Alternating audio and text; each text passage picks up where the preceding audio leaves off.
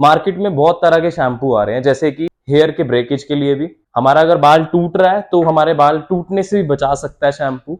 Anti dandruff भी आ रहा है, अगर किसी के स्कैल्प में डैंड्रफ है तो आप क्या कर सकते हो, एक स्पेशलाइज शैम्पू मिलेगा, आप वो लगाओ तो उससे आपके हेयर का डैंड्रफ भी कम हो जाएगा या खत्म हो जाएगा। उसके बाद अगर बालों में ड्राइनेस आ रही है तो शैम्पू उस ड्राइनेस के लिए भी काम कर सकता है। बहुत ही ज्यादा डल दिख रहे हैं तो हेयर को शाइनी बनाने का काम भी शैम्पू कर सकता है। पर आप एक चीज नोट करोगे तो ये सब शैम्पू ये काम तो करते ही है, पर साथ में बालों को क्लीन भी करेंगे। ऐसा तो नहीं होगा ना कि आप ब्रेकेज के लिए शैम्पू लगाया, उसने बालों को टूटना तो कम कर दिया पर हेयर को क्लीन नहीं किया, ऐसा तो पॉसिबल नहीं है। तो सभी शैम्पू का जो प्राइमरी काम होता है वो क्या होता है, क्लीन करना हमारे हेयर को। ये कर पाते हैं सर्फेक्टेंट्स की मदद से। सर्फेक्टेंट्स बेसिकली एक फैमिली और एक ग्रुप होता है, एक समुदाय, एक ऐसा केमिकल की कैटेगरी जो हमारे हेयर को या फिर किसी भी चीज में क्या काम करते हैं, क्लीनिंग का। अगर आपका जो सोप है, साबुन यूज करते हो ना, उसके अंदर भी जो क्लीनिंग करने का काम कर रहा है वो कौन कर रहा है, सर्फेक्टेंट। सर्फेक्टेंट्स एक ऐसी कैटेगरी है जो किसी भी चीज के अंदर क्लीनिंग का काम कर सकती है। अब सर्फेक्टेंट्स कई तरह के हो सकते हैं।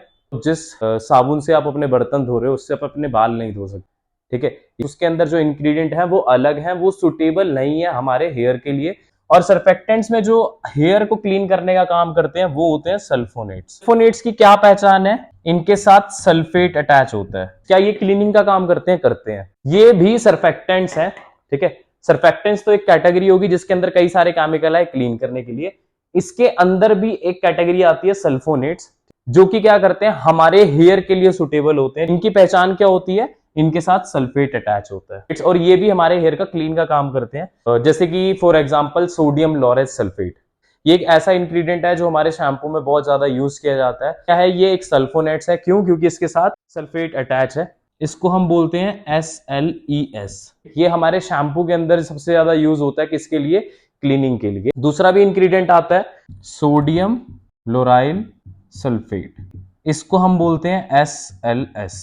ये दोनों इंग्रेडिएंट हमारे शैम्पू में क्या काम करते हैं, क्लीनिंग का काम करते हैं, ठीक है। हमारे शैम्पू के अंदर जो लेदरिंग प्रॉपर्टी है, झाग बनाने की शक्ति है, ये इसके लिए यूज किए जाते हैं। और ये आपको पता है प्राइमरी इंग्रेडिएंट होते हैं ज्यादातर सब शैम्पू के अंदर। और उसके बाद प्रोटीन शैम्पू भी आते हैं, वॉल्यूमाइजिंग शैम्पू भी आ रहे हैं, कुछ ड्राई के लिए भी आ रहे हैं, कुछ डैंड्रफ के लिए भी, कुछ मेडिकेटेड भी आ रहे हैं। अगर स्कैल्प या हेड में कुछ फंगस है, जैसे डैंड्रफ जैसी प्रॉब्लम्स है, उन सभी को क्लीन भी कर सकते हैं हम। तो ये सब किसकी वजह से हो रहा है, ये सब होता है मॉडिफाइंग एजेंट की वजह से। हम पढ़ने वाले हैं अब केमिकल वर्क इन शैम्पू कि जो हमारे शैम्पू के अंदर केमिकल हैं वो किस तरह से काम करते हैं। जितने भी शैम्पू के अंदर केमिकल्स हैं उनको 4 पार्ट्स में डिवाइड कर देंगे और फिर 1 बाय 1 उनको समझने की कोशिश करेंगे। जिसमें से पहली टाइप होगी हमारी क्लीनिंग एजेंट, दूसरा हो गया मॉडिफाइंग एजेंट, तीसरा हो गया पीएच एडजस्टर और फोर्थ हो गया fragrance. Chemical work in shampoo में हम ये 4 कैटेगरी के बारे में बात करेंगे। अरे अब हम पढ़ रहे हैं मॉडिफाइंग एजेंट्स के बारे में। अच्छा, मॉडिफाइंग एजेंट्स के बारे में अगर मैं आपको बताऊं तो ये कुछ उस तरह से है जैसे कि बाइक्स को या फिर कार्स को मॉडिफाई किया जाता है, किसी और भी चीज को हम मॉडिफाई करते हैं तो बेसिकली उसके अंदर कुछ ऐसे चेंज कर देना जिससे उसका काम बदल जाए। शैम्पू के अंदर कुछ ऐसे इंग्रेडिएंट्स को ऐड कर दिया जाता है जिसकी वजह से शैम्पू क्लीन तो करेगा ही करेगा, पर साथ में कुछ ऐसा काम भी करेगा जो एक तरह से स्पेशल हो जाएगा। जैसे उसमें कुछ अगर ऐसा इंग्रेडिएंट डाल दिया कि जो हमारे डैंड्रफ के साथ भी फाइट कर सकता है, तो अब वो क्लीनिंग तो कर रहा है शैम्पू, पर साथ में ही क्या कर रहा है, वो डैंड्रफ को भी किल कर पा रहा है। अब ये हुआ मॉडर्न केमिस्ट्री की वजह से। केमिस्ट्री के अंदर नए नए फॉर्मूलाज निकाले गए, नए नए केमिकल्स को फाउंड किया गया, जिसकी वजह से हमारे शैम्पू इतने ज्यादा एडवांस हो पाए। सपोज करो आप सुबह वॉशरूम में हो, आपने पूरा मूड बनाया कि चल आज शैम्पू किया जाए, बोतल खोली और ऐसे करा, पता लगा एक ही बार में पूरा शैम्पू बाहर आ गया, तो वो एक तरह का स्कैम हो जाएगा। एक्जेंथन गम उस चीज को रोकती है। ये क्या करती है, हमारे शैम्पू को विस्कोसिटी देती है। विस्कोसिटी मतलब गाढ़ापन। जैसे शहद हनी होता है, हनी देख रहे हो ना, अगर आप उसको गिराओगे तो वो बिल्कुल धीरे धीरे धीरे, पर पानी गिराओगे तो वो एकदम से गिरेगा। तो विस्कोसिटी देने का काम कौन करता है, एक्जेंथन गम, ठीक है, ठीक है। दूसरा होता है NaCl, सोडियम क्लोराइड, इसको हम बोलते हैं सॉल्ट, नमक। अब आप में से कितनों ने सुना था कि नमक से बाल सफेद हो जाते हैं।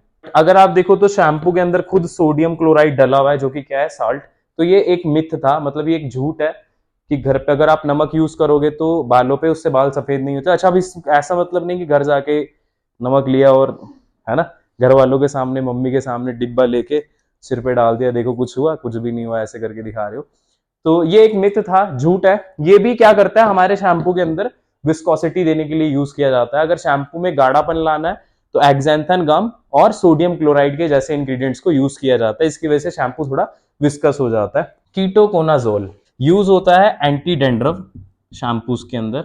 एंटी डेंड्रफ शैम्पूज के अंदर इस इंग्रेडिएंट को डाला जाता है क्योंकि इसके अंदर कुछ ऐसी प्रॉपर्टीज होती है जो हमारे स्कैल्प से फंगस को हटा देती है। इसी के जैसा एक और होता है जिंक पायरिथियोन, ठीक है। जिंक पायरिथियोन भी हमारे शैम्पूज के अंदर एंटी डेंड्रफ टाइप का काम कर रहा होता है। ये भी फंगस को क्लीन करने का काम करता है। तो शैम्पूज के अंदर जब भी अगर आपको इस तरह का इंग्रेडिएंट दिख जाए तो आप समझ जाना कि वो किसके लिए है, वो एंटी डेंड्रफ के लिए, ठीक है, कोई फंगस वगैरह से हटाने के लिए।